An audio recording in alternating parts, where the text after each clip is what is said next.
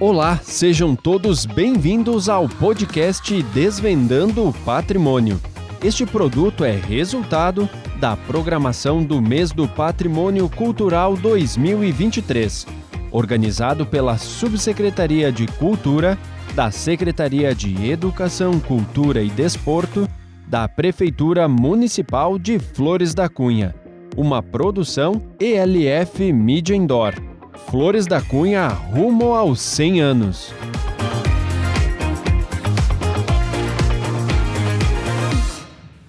Olá, seja bem-vindo ao podcast onde vamos explorar e navegar conhecendo a história do Museu e Arquivo Histórico Pedro Rossi, um dos patrimônios tombados pelo município de Flores da Cunha.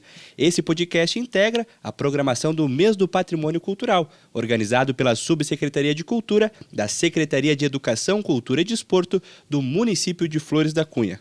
Inclusive, Flores da Cunha que está rumando aí para os seus 100 anos. Eu sou Cauã Almeida e junto comigo está uma galera sensacional que a gente vai conversar e conhecer a história, entender qual a importância desse patrimônio, não só para o município, mas para quem vem de fora dele também. E junto comigo está ela, que é subsecretária de Cultura do nosso município, Camila Stuane Pauletti. Oi, Camila, tudo bem? Oi, Cauã, tudo bem? Tudo bem a todos que estão nos vendo, nos ouvindo. Então, é com muita alegria que a gente está realizando essa atividade, né, do podcast sobre os nossos patrimônios culturais, né, tombados do município. E hoje o nosso foco, o nosso objetivo é o nosso museu. Então, a gente pode começar lembrando da história dele, né? Tudo o que aconteceu para trazer ele hoje para ser um museu. Então, como é que esse patrimônio, né, começou no município de Flores da Cunha? Para que ele foi construído? Qual era a finalidade dele no início? E depois, por que ele chegou a ser museu, né? Já temos um spoiler de que o museu nem sempre foi museu. E quem vai nos ajudar a contar isso, de como foi a transição daquilo que ele era para aquilo que ele é hoje, nós temos um convidado super especial que ajudou no processo dessa transformação, né, para se tornar o Museu Pedro Rossi, que é ele, Maurício Pauletti, que é pai da nossa subsecretária Camila. Oi, Maurício, tudo bom? Oi a todos vocês que nos acompanham nesse trabalho. Falar sobre o museu, nós temos que começar mesmo antes que ele tivesse as peças. A ideia de quem partiu o museu foi da Namares Araldi, né? Que era a nossa colega de turismo. Praticamente a ideia saiu dentro da prefeitura, porque lá onde tem um museu, agora era A prefeitura. Uhum. Né? Então a Araldi, ela era secretária de turismo. E eu trabalhava na frente, ali no salão paroquial, que estava ainda em construção. Eu tinha uma sala grande lá que trabalhava na prefeitura também, funcionário público. E lá tinha espaço. E um dia, então, a Carmen me sugeriu, quem sabe a gente vai começar a juntar algumas peças para fazer o museu, fazer alguma coisa dos antepassados. Até eu disse, mas ninguém acredita em museu. Aqui não se tem esse hábito aqui em Flores da Cunha. Mas no fim deu certo. Imagina 70, na década de 70 isso aconteceu.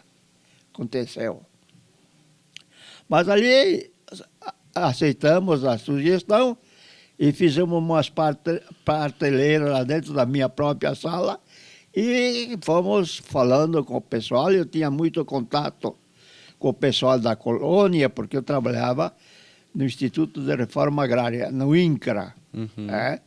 Então, os agricultores precisavam vir, necessitavam, às vezes, durante o ano, ir lá para pegar o recibo, para pagar o imposto. Então, nós íamos consultando, né? Quem é que queria dar alguma coisa. Algum objeto antigo que tivesse em casa. Fazer. Exatamente. Né? Então, começamos assim. Alguém trouxe uma enxada, outro uma forca, outro um martelo. E assim fomos montando. E aí a prefeitura, o prefeito viu que a coisa era o Raimundo Paviani, o prefeito, e aí ele começou a ver que o museu, assim... Que as pessoas se interessaram, o acervo como é que é? O acervo, né, começou a aumentar. O acervo começou a aumentar. Né? Então nós fomos em busca. Eu e a Carmen saímos para a colônia para ver quem é que queria doar alguma coisa da família. E a Carmen era Carmen? Araldi. Irmã da secretária de turismo? É. E era, não, ela era a secretária. Ela era a secretária de secretária de turismo. Ela era a secretária de turismo. A Carmen. A Carmen. E o pai dela era secretário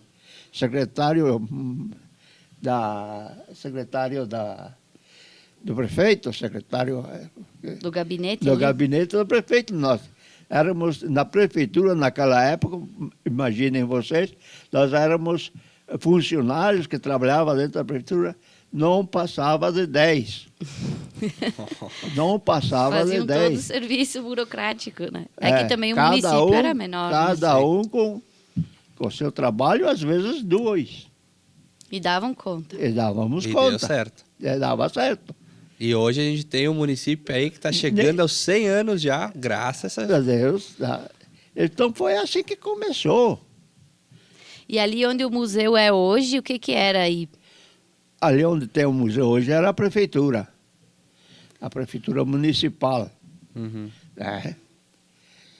E lá dentro, como eu estava dizendo antes, todo mundo se conhecia, todo mundo se falava. Né?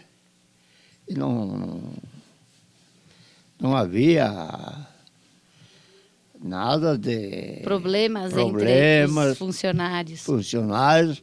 Nós íamos ao gabinete do prefeito a hora que quiséssemos, sem pedir licença, entrávamos lá. Era uma coisa mais simples, né? Não tinha nada de burocracia, nada. Então, daí o museu, primeiro museu de flores, então foi ali embaixo do prédio do salão paroquial, onde tu tinha a tua sala. E ali tu continuou a tua sala junto, ou depois que começaram a ser arrecadados vários objetos, você separou alguma sala específica para o museu? Não. Todas as peças foram trazidas e foram colocadas lá naquela sala. Só depois que a prefeitura saiu dali, que foi agora onde ela está, lá no centro administrativo, então vagou lá a prefeitura. Então, você começou então a montar o acervo, museu, você colocou lá. E ali onde estava nessa sala, ali embaixo do salão paroquial, né? As pessoas iam visitar como museu, iam lá olhar? Não, foi só mais ou menos um depósito de coisas antigas, de objetos antigos. Exatamente. Só. E daí depois que a prefeitura vai lá para cima, de imediato já vão ali para o prédio ou demora um tempo? Não, demora um pouco tempo. Aí nós fomos para lá. Então lá começou a entrar outras coisas. Aí o pessoal da colônia começou a visitar e todo mundo que tinha coisas em casa... Que queriam se desfazer, mas não queriam jogar fora. Então já começaram. Lá tem coleções de discos, long play daquele tempo, né? Então todo mundo... LP, para quem não conhece. O LP... tem coisas lá dentro, filé, um monte de coisa. Até cama, quarto de antigo, quarto de... Móveis. Móveis dos quartos antigos. Tem muita coisa. E junto com o museu, hoje lá a gente tem um arquivo histórico também. Que conta toda essa... Desde os campeonatos que teve de futebol até os processos burocráticos da administração. Tá tudo guardado lá, bem preservado. E quem pode falar um pouco mais sobre isso, que é quem trabalha direto lá no museu, nosso colega Leandro de Oliveira, faz os atendimentos, recebe as pessoas, faz as visitas, as pesquisas. Né, Leandro? Queria que tu contasse para nós, primeiro, né, pudesse te apresentar, mas contasse para nós como é que está esse processo. A gente viu como que iniciou o museu e hoje, como é que as pessoas veem o museu? Elas vão lá visitar, elas vão lá para estudar? Conta um pouco para nós como é que está hoje. Olá, eu me chamo Leandro, sou agente administrativo do museu. Então, são duas partes. A primeira, vamos definir como arquivo. Basicamente, o pessoal procura mais para dupla cidadania. Para buscar documentos que comprovem. Dos antepassados, né? Sim. Certidões de nascimento, essas coisas tem? Não, nascimento é na igreja. Na né? igreja. O nosso lá é dos cemitérios. Dos cemitérios. Óbitos, né? Uhum. Que mais? Toda a documentação que puder comprovar que um nono, um bisnono realmente existiu. Sim, e era um imigrante que... Né? Mas a gente tem fotos, documentação da prefeitura... Das festas também do município, festas. né? A Fena Vindima, agora que vai acontecer o ano que vem. Tem todo esse Fena histórico Vindima. guardado lá. Tem. A Vindima da Canção. Também. Também tem está nos nossos foto, planos, né? Tem de discos realizar. também. Os discos da Os Vindima da LPs. Canção, né? Os LPs. Que legal. Nós Fotos não da temos Maria todos. Dalla Costa. Tem bastante. Tem alguma coisa no Museu da Maria Dalla Costa? Algum Objeto? objeto, alguma coisa? Tem um quadro, né? Com a imagem dela. tem um Uma quadro. pintura. Mas algo que era dela... Acho que não tem. Não. Objeto que pertenceu Pessoal a ela, dela não. não- Pessoal, não. Mas tem bastante fotos. Tem fotos tanto dela participando da Vindima, quanto da pousada que ela tinha Sim. no centro do país ali. Sim, lá em São Paulo. É. Acho que... Seria interessante entrar em contato com os familiares dela Vai em São trazer alguma Paulo. coisa, né? Para trazer alguma coisa dela lá que foi pessoal dela. O interessante dela é que, assim, o visitante mais novo, na casa dos 30 anos, ele não conhece. Ele chega ali, olha o quadro e pergunta Quem ela é? quem era aquela pessoa. Mas o visitante, já com uma certa idade, Sim, aí jovem há mais conheceu. tempo, jovem né? há mais tempo. Jovem há mais tempo. eles chegam lá, olham o quadro e eles começam a falar dela e aí eu aprendo com eles. Que legal. Porque trabalhar no museu e no arquivo é sempre isso, né? Uma troca. A gente está lá... eu costumo dizer que eu estou lá para aprender. Porque normalmente é isso, né? A gente tem uma foto, a gente tem um registro que a gente vê com um certo olhar. E aí vem a pessoa de fora e ele tem uma outra explicação para aquilo ali. Ou Isso- alguém que viveu Que e sabe viveu, para exatamente. que aquilo era utilizado, ou né, que viveu essas experiências tanto da Vindima da Canção, ou mesmo da história ali da Maria de la Costa, como a gente está dizendo, tem outra visão sobre isso.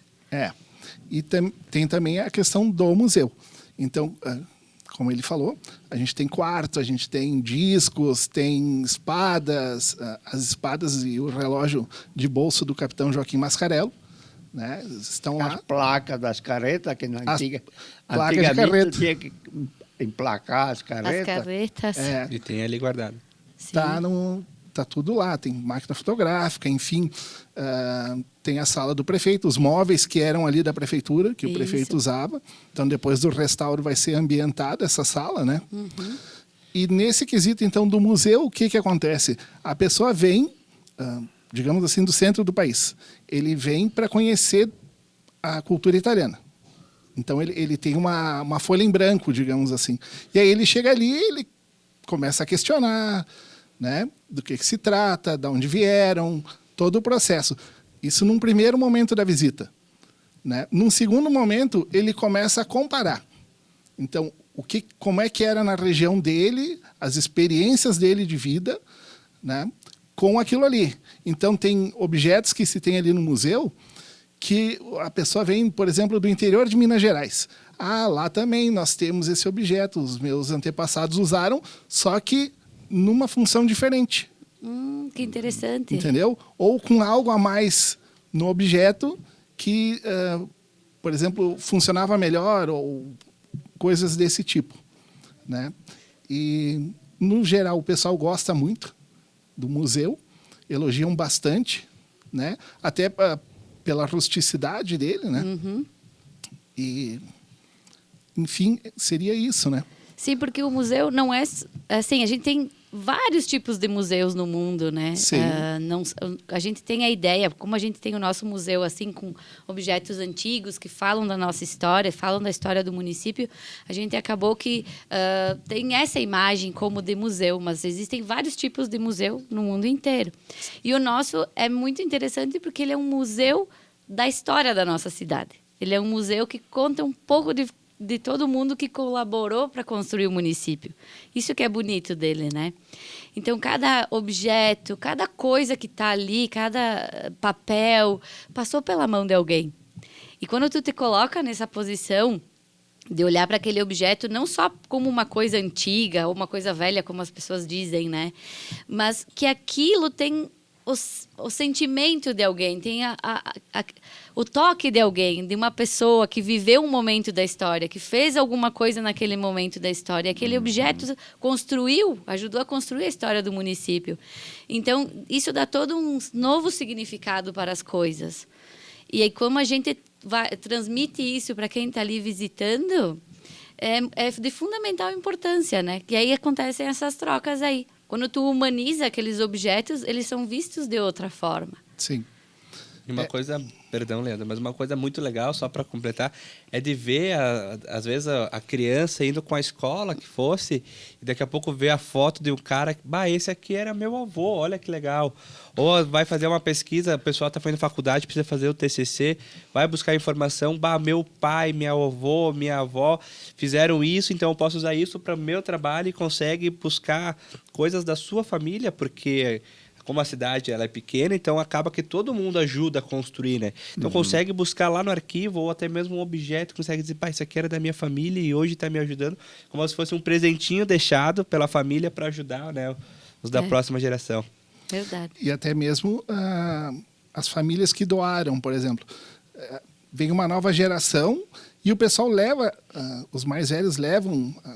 os adolescentes, as crianças, para conhecer, olha, isso aqui pertenceu à nossa avó, isso aqui pertenceu ao avô, tal objeto era da tia tal. E o pessoal fica encantado, a gurizada fica encantada, porque eles se identificam, né? Isso aí, se reconhecem naquilo lá. Se reconhecem naquilo ali. Né? Desenvolve todo aquele sentimento de pertencimento nas pessoas, né? De identidade. Exatamente. Verdade. E depois que o museu... que a prefeitura, na verdade, né, saiu dali e foi para o novo prédio. Quem teve a ideia de fazer o museu ser ali no prédio antigo da prefeitura? Assim, no momento, agora não lembro, mas... Uma pessoa específica? Foi o próprio prefeito, acho que foi... Era o Ângelo Araldi na época? Não. Que quando a prefeitura passou lá em cima, não, era o... O Bedim? Não sei quem é que foi o primeiro prefeito que foi lá em cima. Eu acho que era o Ângelo Araldi. Então, sim. Então, foi ele que sugeriu que fosse colocado, feito o museu lá naquele prédio. E a Estela contribuiu de que forma para o museu? A Estela? É. A Estela daquele mesmo jeito da Carmen, a irmã dela, né? Que a Estela também é formada em História, é prof de Foi História. minha prof, inclusive, de É, História. minha também. Então. Então, ela também tinha essa visão, né, da preservação do antigo, né? Sim. E outra coisa também interessante que seria para colocar no museu também as peças religiosas. Sim. As peças, por exemplo, lá na linha 80 tem um Santo Antônio de Madeira? De madeira. Outro lugar tem santos, só que tem a cabeça, o resto é armação. Tem um exemplar assim, é um Jesus, né? Que ele só tem a cabeça e as mãos. De madeira? E o corpo é uma madeira. Tipo, depois tinha a veste que ia por cima escondia. Ele mexe os braços, né? É, articulado. Sim. É muito Eu também não sabia, foi um turista que me falou. Eles posso mexer, mas não mexe. E aí ele pegou a mão de Cristo e ela é articulada. Aham. Muito interessante. Por isso que eu digo que a gente aprende muito no turista. E se a gente pudesse hoje, né? A gente falou, estamos indo aí, chegando a 100 anos de idade em Flores da Cunha. Qual é a importância do museu para as pessoas? A gente falou que os turistas vêm aqui, se encantam. Lá atrás o pessoal se puxou para conseguir fazer o museu ser uma realidade. Mas hoje, chegando nos 100 anos, qual que é a importância do museu para cada morador de Flores? É muito importante. É muito importante, porque já falaram aqui, já se falou, para a juventude, os novos, que vão lá ver as coisas dos pais. Por exemplo, aquele trabalho que não tem mais em Flores da Cunha, que é o do filé. Quase não tem mais. Não tem mais, que fazem, que trabalham, fazer a rede. Uhum. Tá? E ali tem uma fotografia que é minha, que fui eu porque eu também fui fotógrafo. Nossa, olha. Eu fui um pouco de tudo. Tem aquelas duas mulheres tecendo uma rede, aquela fotografia fui eu que bati. E ela foi batida ali onde tem a livraria a Fiório ali, ali que tinha aquela casa. Ali. Ali. Então, esse ali também, o negócio do filé, teria história, muita história ali naquele negócio do filé.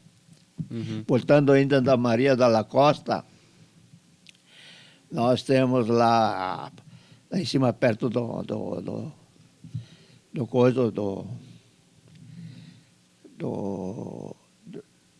como é que é, da funerária, que era São Luís. Sim, ali perto da funerária São Luís. Ali no Motosserra. Atrás, pro lado de cima do Motosserra, tem uma casinha que, olha, ela habitou lá naquela casa lá. E é um museu a céu aberto, fora, né? Fora do nosso museu. E lá embaixo, lá no Rio das Antas, onde Maria da Costa nasceu, ainda tem o lugar lá, mas não, está tudo deserto lá agora. Não está preservado, né? Não, nada disso. É que na época também não se dava muito valor nem a Maria da Costa. Não se dava muita... O pessoal não dava muito. Não tinha dimensão de quem ela era, sabe? Hoje a gente consegue ver que literalmente conquistou o Brasil inteiro, né? E o mundo, né? E o mundo. Eu vi qualquer coisa esses dias na internet também sobre Maria da Costa. Foi uma das maiores atrizes que o Brasil já teve.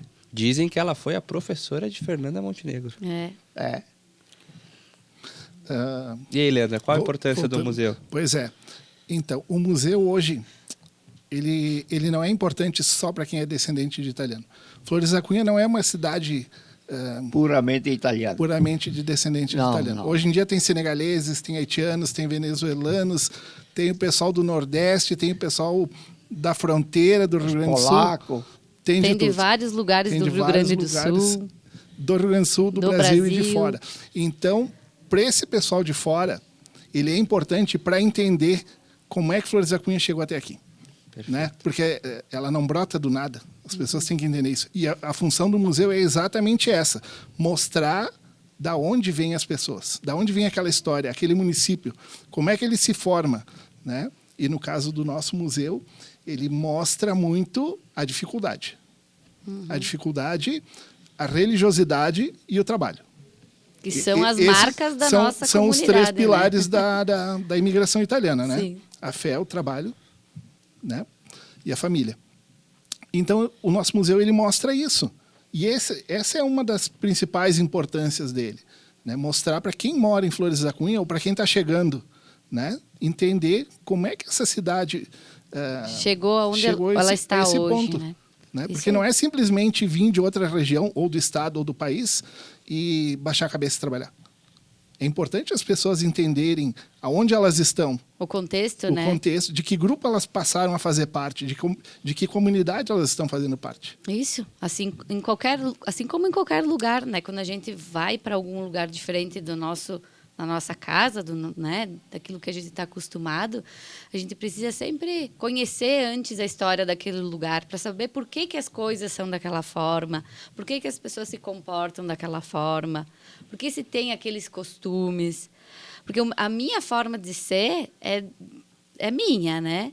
E eu não posso esperar que, aonde eu for, todo mundo vai se adaptar à minha forma de ser. Não, sou eu que tenho que entender e me adaptar ao contexto daquele lugar onde eu estou visitando ou onde eu decido morar. Então, os museus têm muito a agregar nesse sentido que nem o Leandro falou, né? Conhecer todo o contexto, toda a história daquele povo que construiu aquele município, aquele lugar. E isso é um trabalho que se faz principalmente com as escolas, né? Tu já vai mostrando para as crianças, porque a gurizada hoje em dia não sabe o que é uma máquina de escrever. Sim, bom, com Né? certeza. Celular, Uma computador. É celular e computador. Aham. E que o computador é uma coisa que está meio que caindo em desuso também. Então, eles chegam lá e tem as tabuinhas que o pessoal escrevia na escola. Que é muito interessante, né? Essas Eles tabuinhas. ficam Eu olhando também. assim. Eu também cheguei a usar, mas muito pouco a tabuinha. Tu viu? É tipo assim, tu tinha que escrever e logo apagar E em apagar seguida pra e fazer, escrever de novo. escrever de novo. Né? Parece uma coisa até sem sentido, Sim. mas que tu tinha que escrever para memorizar, Exato. A tabuinha também servia, por exemplo... para treinar a caligrafia. Exatamente, treinar a caligrafia e fazer conta, matemática, para estudo Sim. de matemática. Então, a professora ou o professor mandava fazer umas contas, colocava no quadro as contas, quadro negro, né? E tinha que ir ali. Então ela colocava a conta lá e a gente tinha que escrever na tabuinha e fazer a solução, levar a solução. E depois ir lá mostrar a tabuinha. E se a tabuinha, se a conta tinha, o resultado era certo, então a professora ou o professor dizia: não, tá certo, então pode apagar. Vá. E faz outra. Faz a outra. E depois faz a prova. Tá, era assim. Esses dias uma criança me perguntou, mas como é que eles estudavam? Tudo estava aqui, ó, Na na hora. cabeça. Na hora.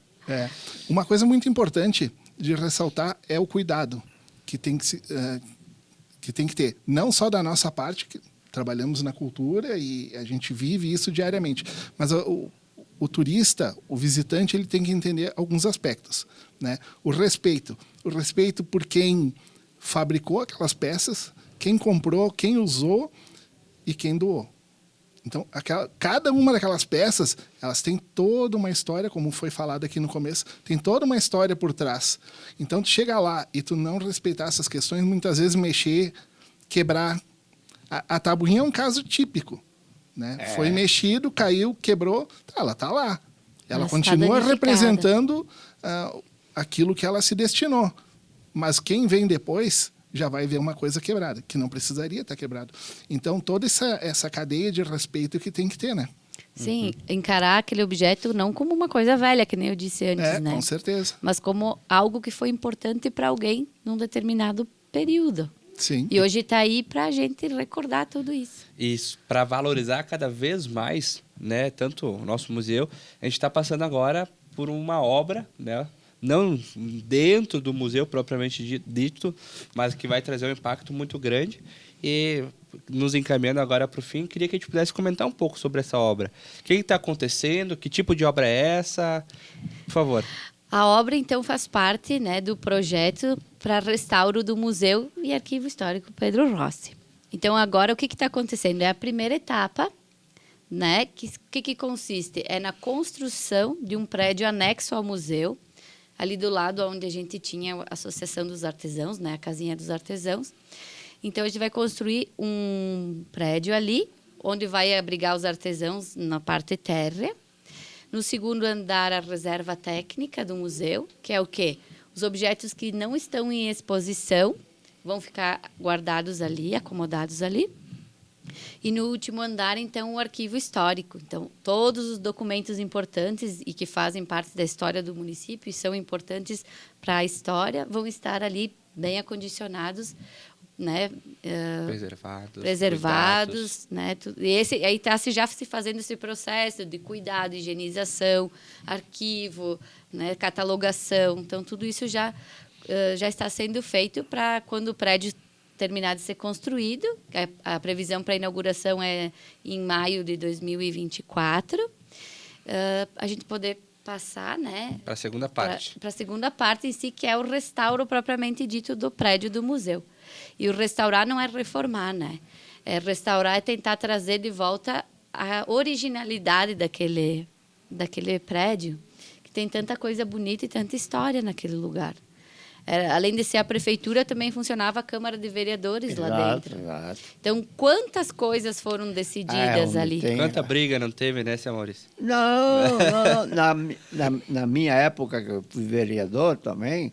Mas de fotógrafo, Fotógrafo, fundador de museu e vereador. Artesão, Radialista, radialista, dono jornalista. Fez de tudo um pouco. Construiu a cidade, literalmente. Multifacetado. Inclusive, eu tenho a carteira de radialista, que foi feita lá em Porto Alegre, numa instituição lá. Que dão os registros. Isso não tem nada a ver com a história. Né? Mas o que eu ia falar? A gente estava falando, né, da importância de foi preservar, a Câmara de daí foi a Vereadores, Câmara. que vocês se davam bem. Na minha época, foi na época da ditadura e nós não ganhamos, nós não recebíamos para ser vereador. Era um trabalho voluntário. A gente se reunia uma vez por cada 15 dias só. E a gente se reunia em torno de uma mesma mesa e praticamente a oposição, situação, estava todo mundo ali, todo mundo amigo, ninguém brigava. Ótimo, e assim que tem que ser. Ninguém brigava. Você respeitava as opiniões contrárias, nem sempre se pensava da mesma forma, mas você respeitava. Sim, mas ali a gente, quem tinha uma posição contrária, então ele dava a sua opinião, e fundamentava, É assim. E decidiam juntos. Né? É isso aí. Então, conseguimos explorar um pouco qual a importância do museu para a nossa comunidade, conseguimos explorar qual é a importância do museu na história da construção do nosso município quase centenário, como foi sua fundação, como ele é utilizado hoje, né, com o Leandro, com o Maurício, o futuro dele agora com as obras que estão acontecendo, ele que já foi prefeitura, já foi Câmara, hoje é um museu que abriga a história da imigração italiana para a nossa região e merece, né, um episódio específico desse podcast. E muito obrigado para você que está nos acompanhando. Esse é um dos episódios que a gente está gravando. Você ainda pode conferir também aqui no YouTube os episódios que a gente fala sobre o campanário, sobre o cemitério Campo Santo dos Imigrantes e também o Casarão dos Veronese. Junto com o museu, são os 4 patrimônios históricos tombados aqui no município de Flores da Cunha. Nesse mês do patrimônio, agosto, um mês do patrimônio, celebrado no dia 17 como Dia Nacional do Patrimônio Cultural e no dia 19 como Dia Estadual do Patrimônio Cultural, Flores da Cunha foi um pouco mais ousada, né, Camila? Fez um mês inteiro com uma programação repleta para sempre lembrar, para passar para as próximas gerações e principalmente valorizar os patrimônios materiais e imateriais do município de Flores da Cunha. E esse podcast integra a programação do Mês do Patrimônio Cultural 2023 da Secretaria de Educação, Cultura e Desporto, da Subsecretaria de Cultura do município de Flores da Cunha, que está arrumando aí aos 100 anos. Se você não assistiu os outros episódios, acessa aqui, tem toda a playlist com todos os episódios, não perca nenhum deles e também acompanhe a trilha sonora do cemitério Campo Santo dos Imigrantes, um outro patrimônio tombado aqui do nosso município. Muito obrigado. Obrigada. Graças.